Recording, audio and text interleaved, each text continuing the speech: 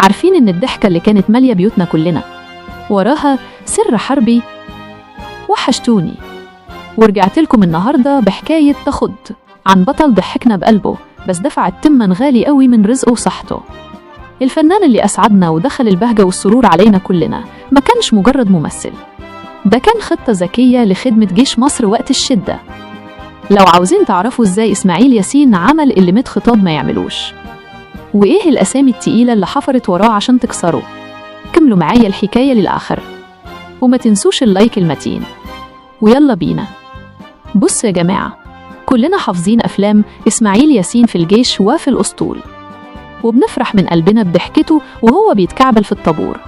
لكن اللي كتير منكم ما يعرفوش إن الأفلام دي ما كانتش مجرد تسلية وخلاص. الحكاية بدأت بعد ثورة سنة 1952. وقتها الشباب كان عندهم حيرة وخوف من دخول الجيش، والبلد كانت محتاجة فكرة ذكية تحببهم في البدلة العسكرية. وهنا جه الدور على سمعة بطلب مباشر من القائد جمال عبد الناصر شخصياً. إسماعيل ياسين عمل الأفلام دي ببلاش في الأول، وفتحوا له المعسكرات الحقيقية وتصور وسط الجنود والدبابات والضرب الحي، والنتيجة كانت مفاجأة للكل. نسب التطوع في الجيش المصري زادت بشكل خيالي في سنتين بس. متخيلين قوة الضحكة عملت إيه؟ وفي وقت العدوان الثلاثي سنة 1956، سمعة ما كانش قاعد يتفرج من بعيد، ده طلع الجدعان اللي جواه وراح بنفسه اتبرع بمبلغ 2000 جنيه لمصر. متخيلين الرقم ده كان قيمته إيه وقتها؟ ده كان يشتري عمارة بحالها في وسط البلد. ومش بس كده، ده راح الجبهة ووقف وسط الأبطال في الخنادق يغني لهم والطيارات بتضرب فوق دماغه عشان بس يرفع روحهم المعنوية ويقول لهم أنا معاكم. يا ترى بقى مين اللي اتضايق من كل ده؟ ومين اللي كان عاوز يكسره؟ هنا بقى كان لازم نعرف السر والمستخبي.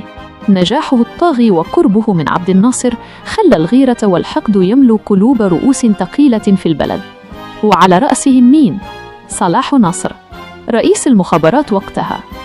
الراجل ده كان بيراقب دبة النملة، وشاف إن حب الناس لإسماعيل ياسين بدأ يخوف، فبدأ يخطط إزاي يسحب البساط من تحت رجليه. وكمان ناس في مصلحة الفنون بدأوا يحاربوه ويقولوا عليه موضة قديمة. وحتى المخرج فطين عبد الوهاب اللي كان شريك نجاحه بدأ يبعد عنه لما شم ريحة الأوامر اللي جاية من فوق بتهميشه وتطفيشه. وفجأة ومن غير مقدمات مصلحة الضرائب قلبت عليه وطلبت مبالغ خيالية، وحجزوا على عمارته اللي بنى فيها شقة عمره طوبة طوبة. والصدمة الحقيقية بقى والوجع اللي ما يتوصفش لما راح يسحب فلوس عشان بس يعرف ياكل هو وعياله، لقى رصيده في البنك 42 جنيه. تخيلوا، ملك الكوميديا اللي ضحك الملايين ملقاش في الآخر اللي يستر ديونه. والسر اللي يوجع قلبك أكتر إنه مات بسكتة قلبية من القهر قبل ما يسجل حتى أول حلقة في المسلسل اللي كان بيحاول يرجع بيه للدنيا تاني.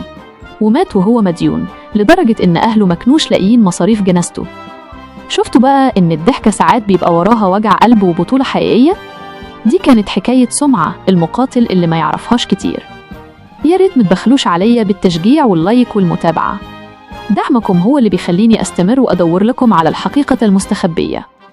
وما تنسوش تتابعوني عشان يوصلكم كل جديد. مستنية رأيكم في الكومنتات. وسلام يا ولاد البلد. هل